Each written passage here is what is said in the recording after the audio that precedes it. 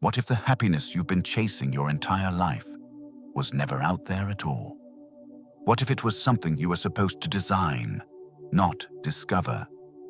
Most people today live exhausted, overwhelmed, and quietly unsatisfied. They work harder, buy more, try to stay busy, and hope joy will somehow appear. But the truth is simple. External achievements can't fix an internal emptiness. And deep down, you felt that. Stoic philosophy understood this thousands of years ago.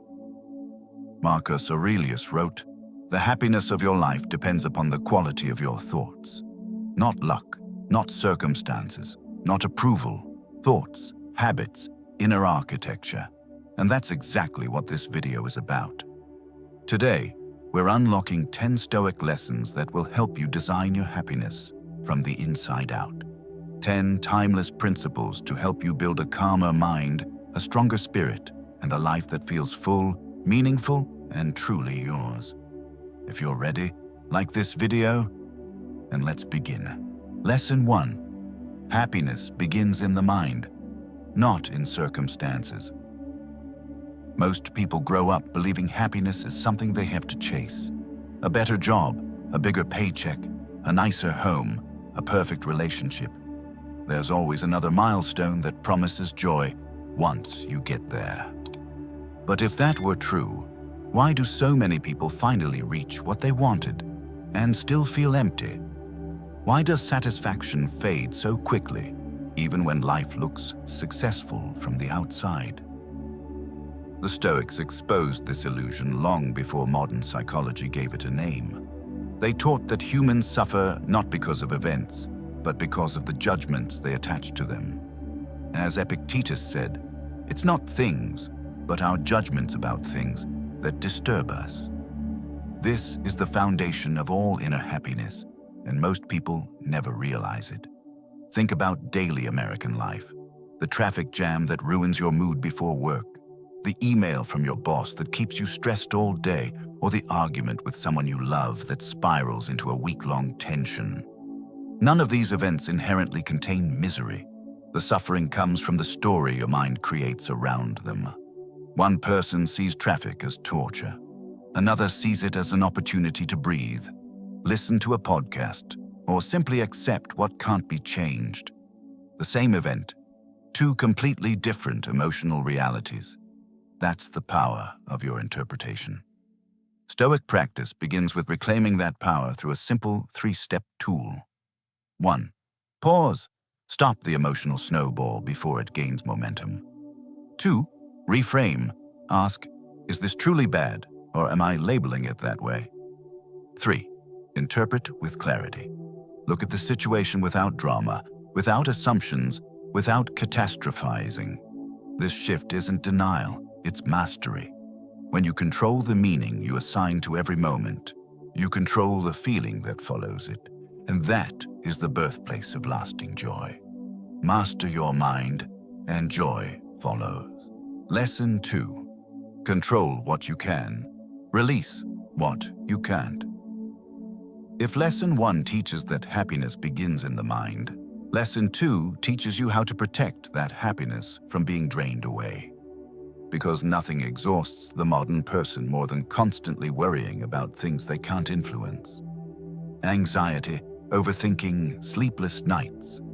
Most of it comes from mentally wrestling with situations that were never yours to solve in the first place. The Stoics called this the dichotomy of control, and it remains one of the simplest yet most life-changing concepts ever recorded. Epictetus said it plainly. Some things are in our control, and some things are not. Your peace begins at the moment you take this seriously. Think about the situations that stress Americans daily. The deadline that you can't push back. The co-worker who misinterprets your tone. The partner who reacts emotionally. The unpredictable job market. The opinions people form about you, right or wrong. These things feel personal, but they're not under your command. What is under your command? Your preparation, your tone, your effort, your boundaries, your next decision. When you sort life through this lens, Anxiety loses half its power instantly. A simple tool to apply this is the two-column method, a Stoic-inspired clarity exercise. Column 1. What I can control. Your attitude, your habits, your words, your energy, your reactions, your choices. Column 2. What I cannot control. People's opinions, outcomes, delays, weather, economy, traffic, other people's emotions. Write these two lists down when stress spikes. You'll immediately see how much mental energy you've been donating to things that never belonged to you. And here's the truth. What you feed with attention grows. If you feed what you cannot control, you grow fear. If you feed what you can control, you grow power. Shift your focus, and your emotional world shifts with it. Attention is your power. Lesson 3. Joy comes from virtue, not validation. One of the greatest traps in modern life is the desperate need to be liked. People shape their personalities around trends, soften their boundaries to avoid judgment, and exhaust themselves trying to maintain an image that wins approval. But the moment your happiness depends on someone else's reaction, you lose ownership of your inner life. Stoicism offers a radically different formula. Live by virtue, not validation. The Stoics believed that real joy comes from living in alignment with your highest values, not from applause, praise, or visibility. Applause is temporary. Integrity is permanent. Marcus Aurelius, Emperor of Rome and one of the most powerful men in history, understood this deeply. He wrote, "If it is not right, do not do it. If it is not true, do not say it." Think about that. A man who ruled millions wasn't chasing approval. He was chasing virtue. He knew public praise shifts like the wind, but character remains steady. When your joy comes from doing what is right, not what is popular, it can't be taken from you. To practice this, use the Stoic 4 Virtues Check, a simple internal compass. 1. Wisdom. Am I acting with clarity or from impulse? 2. Justice. Is this fair to others and to myself? 3. Courage. Am I choosing what is right, even if it's difficult or uncomfortable? 4. Temperance. Am I staying balanced, disciplined, and in control of my desires? Run your decisions through these 4 filters, and validation suddenly becomes irrelevant. You stop living for claps and start living for truth. You stop bending to be liked and start standing to be respected, especially by the person in the mirror. Because here's the real secret. When you do what's right, your heart stays light. Do right. Feel light. Lesson 4. Make discomfort your teacher. Comfort feels good in the moment, but in the long run, it quietly steals your strength. We live in a culture obsessed with convenience. Same-day delivery, one-tap entertainment, instant communication, instant rewards. But the same comfort that makes life easier also makes the mind weaker, more reactive, and less capable of handling stress. The Stoics understood a truth we often forget. A comfortable life creates a fragile mind.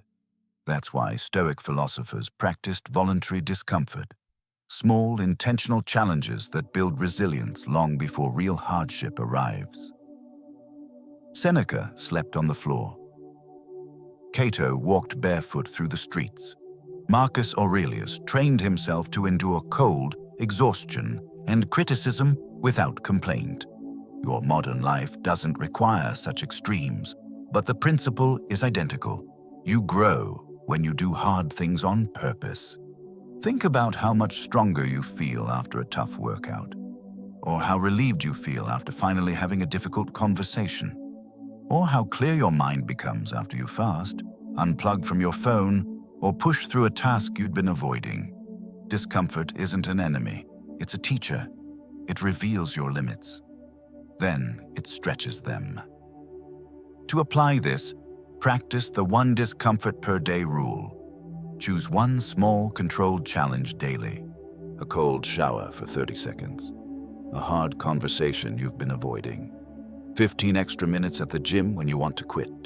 Skipping one unnecessary meal or indulgence. Turning off your phone for an hour of deep work. Small, simple, repeatable.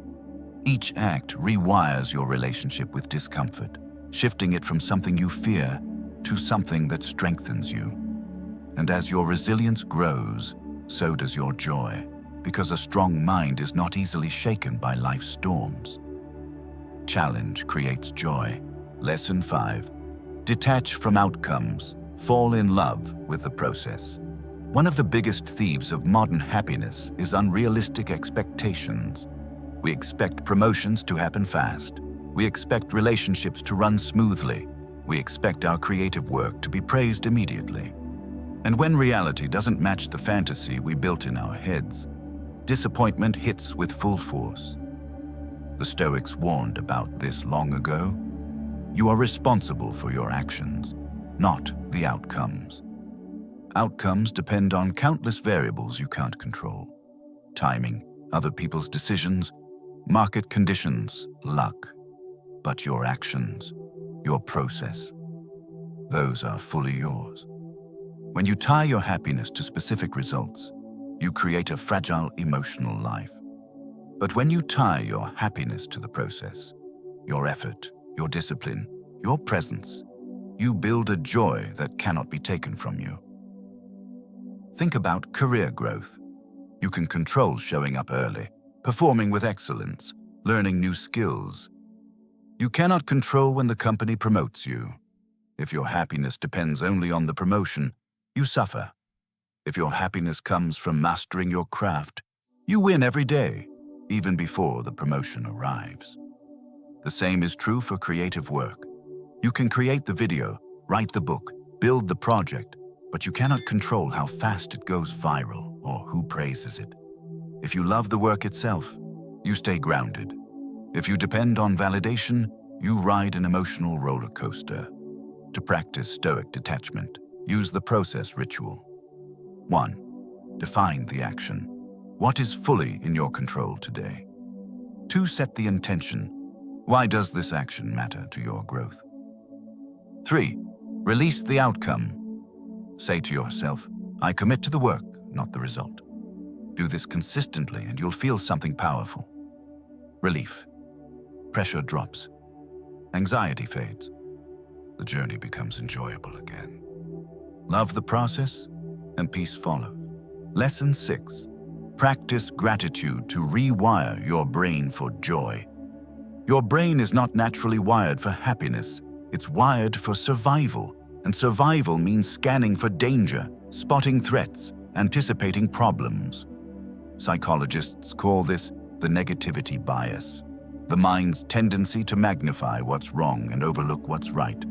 It kept our ancestors alive, but today it often keeps us anxious, overwhelmed, and disconnected from the good that's already in our lives. That's why gratitude isn't just a feel-good practice. It's a neurological reset. And long before neuroscience proved it, the Stoics understood it intuitively. They practiced negative visualization, imagining the loss of something meaningful to awaken deeper appreciation for the present. Seneca wrote, "He enjoys much who is thankful for little." The point wasn't to cause fear, but to sharpen perspective. Think about your own life, the health you forget to appreciate until you're sick, the relationships you take for granted until tension appears, the time you waste until you suddenly realize how precious each hour is. Gratitude pulls your attention back to what's real, what's here, what's working. It interrupts the mental habit of chasing what's missing and reveals what's already enough. To practice this Stoic approach, use the 3+1 gratitude method. 1. 3 things you're grateful for today. Simple, specific, present. A warm meal, a message from a friend, a quiet morning, the ability to think and breathe. 2. 1 difficulty you're grateful for. This is the Stoic twist. Pick one challenge that is shaping you, stress at work, a painful lesson, a limitation forcing you to grow. Why? because gratitude for difficulty builds resilience, not just comfort. Do this each morning or before bed. It takes 2 minutes, but it begins shifting your neural pathways from scarcity to abundance, from fear to grounding, from tension to appreciation. Because joy isn't found by accident. Joy grows where gratitude is planted. Lesson 7. Choose your circle. Wisely, your environment is not neutral. The people you surround yourself with either lift your spirit or slowly drain it. Modern life is filled with relationships that look normal on the surface, but quietly wear you down. Friends who envy your progress, co-workers who spread negativity, relatives who constantly criticize or guilt-trip you. Most people endure these dynamics for years without realizing how deeply they shape their emotional world. The Stoics were very clear on this. Protecting your energy is protecting your peace. Epictetus warned that we become like the people we spend time with. Their habits, their fears, their chaos. If you're not careful, they become yours. Think about it in your life. The friend who always complains and leaves you mentally exhausted. The co-worker who turns every conversation into gossip or negativity. The family member whose comments chip away at your self-worth. These interactions seem small, but they accumulate, little by little, until you find yourself stressed, irritable, or doubting your path. On the other hand, spending time with builders, people who challenge you, encourage you, and hold themselves to high standards, naturally elevates your mindset. Builders don't drain you, they inspire you simply by the way they live. To evaluate your circle, use the builder versus drainer audit. Builders support your growth, respect your time and boundaries, bring calm, clarity, and accountability, celebrate your progress without envy. Drainers create drama or tension, undermine your confidence. Guilt, manipulate, or compete, interrupt your peace. Spend a week observing, not judging, how you feel after each interaction. The body doesn't lie. If someone repeatedly drains you, reduce access. If someone builds you, invest more deeply. Your happiness is too valuable to outsource to the wrong people. Choose your circle with intention. Your circle shapes your joy. Lesson 8. Accept impermanence. Nothing lasts forever. If there is one universal truth that every human must face, it is this. Nothing in life is permanent. Everything you love, everything you fear, everything you cling to, every relationship, opportunity, success, season, moment, will change or eventually come to an end. Yet most people live as if they have endless time, endless chances, and endless tomorrows. That illusion is what creates anxiety, attachment, and the fear of loss. The Stoics embraced impermanence not to be dark or pessimistic, but to live more deeply and gratefully. The famous principle, memento mori, remember that you will die, isn't about obsessing over death. It's about remembering the preciousness of life. When you know something is temporary, you pay attention to it differently. You savor it, you respect it, you stop taking it for granted. Think about your own experience. You are aging, even on the days you don't feel it. People you care about are changing, growing, or drifting into different chapters of their lives. Opportunities appear unexpectedly and disappear just as fast. Children grow up, parents grow older, relationships evolve, seasons of life shift quietly. This isn't meant to scare you, it's meant to wake you up. Because when you accept impermanence, you stop wasting your life waiting for the perfect moment. You stop clinging to what must eventually change. You stop running from endings and instead learn from them. To bring this wisdom into your daily life, practice the 1-minute impermanence reflection. 1. Pause for 1 minute. Remove distractions. Sit with stillness. 2. Choose one thing you value deeply. A relationship, your health, your freedom, your home, your time, your abilities. 3. Acknowledge that it won't last forever. Not to create fear, but to sharpen gratitude. Let that awareness soften your heart, ground your mindset, and remind you to appreciate what you have while you have it. This simple practice changes how you love, how you work, how you speak, and how you show up each day. You begin to cherish ordinary moments. You forgive faster. You complain less. You become more present, more intentional, more alive. Impermanence is not the enemy of joy. It's the reason joy exists at all. A moment becomes beautiful because it won't happen again in the exact same way. A person becomes precious because you cannot keep them forever. Life becomes meaningful because it is finite. And when you finally let go of the need to control what cannot be controlled, you open the door to a deeper happiness, a calm rooted in acceptance, not resistance. Joy grows when you stop holding too tightly. Lesson 9. Live with intent, not impulse. If there is one silent force that shapes your happiness more than anything else, it's the quality of your decisions. Not the big dramatic ones, but the tiny choices you make every single day, the ones made without thinking, without intention, without alignment. Modern life is designed to pull you into impulse, scrolling without purpose, reacting without reflection, buying without need, saying yes when you should say no, and drifting through days without any real aim. And the tragic truth is this: people don't lose their happiness overnight. They lose it through 1,000 unconscious choices. Stoicism teaches the opposite approach, a life guided by intention, not impulse. Marcus Aurelius wrote, "At every moment, ask yourself, is this necessary?" That one question, applied consistently, has the power to rearrange your entire life. Because when you start choosing deliberately, rather than reacting impulsively, your actions begin to align with your values instead of your cravings, fears, or moods.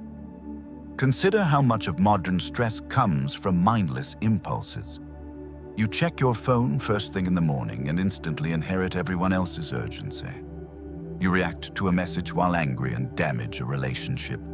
You spend money to soothe boredom and then feel guilty later. You eat or drink to escape discomfort rather than confronting it. You commit to things you don't want because you fear disappointing others. None of these actions are evil, but repeated over time, they dilute your discipline, drain your energy, and scatter your sense of direction. Happiness becomes harder not because life is cruel, but because your intention is leaking away drop by drop. To reclaim your inner center, practice the Stoic pause. Aim. Act method. 1. Pause. Before you react, buy, reply, commit, click, or speak. Pause for 3 seconds. This tiny interruption breaks the cycle of impulse. It's the space where wisdom can enter. 2. Aim. Ask yourself one grounding question. Does this align with the person I'm trying to become? Not the person you were yesterday, not the person others want you to be, but the person you are intentionally building. If the answer is no, the impulse loses its grip. 3. Act. Now choose. The conscious, deliberate action that serves your long-term values, not your short-term emotions. Respond instead of react. Choose quality over comfort. Choose alignment over approval. Over time, these intentional actions compound.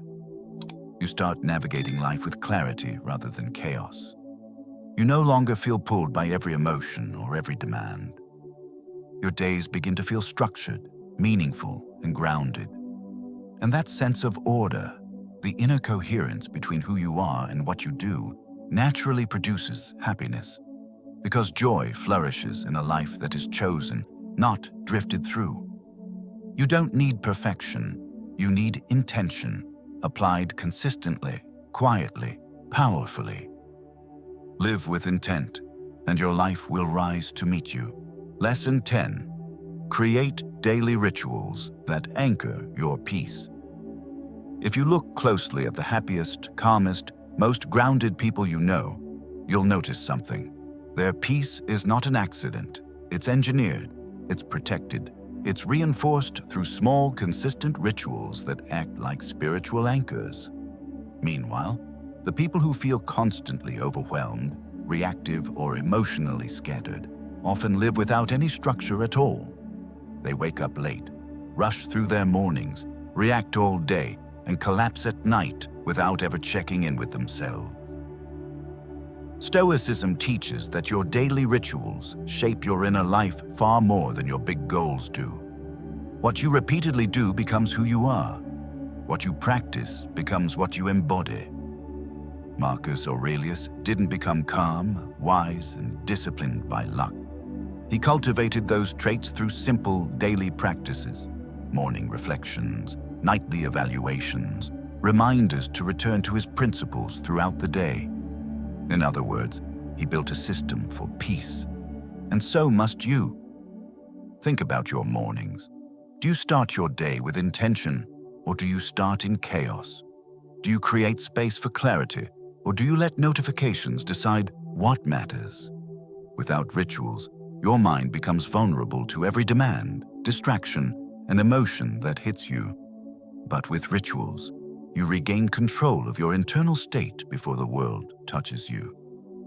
To apply Stoic discipline, build what I call the joy ritual, a simple 3 to 5 minute set of practices that anchor your peace and shape the emotional tone of your entire day. 1. Center yourself. 1 minute. Sit or stand still. Take slow, deep breaths. Let your nervous system settle. This single minute pulls you out of autopilot and into presence. 2. Set the tone, 1 to 2 minutes. Ask yourself, what do I want to feel today? Then choose one guiding principle: patience, courage, honesty, consistency, kindness. Reminder, you don't wait for the feeling. You create the environment that produces it. This choice becomes a compass for your day. 3. Clarify your actions. 1 minute. Write down 1 to 3 actions that are fully within your control today, things you can complete regardless of what others do. This is classic Stoicism. Align your effort with what is yours to influence, not what is outside your reach. This step immediately transforms anxiety into direction. This ritual isn't about adding pressure. It's about removing noise. It creates psychological stability, an inner anchor you return to when life becomes chaotic. And the best part? It's simple enough that anyone can do it, even on the busiest day.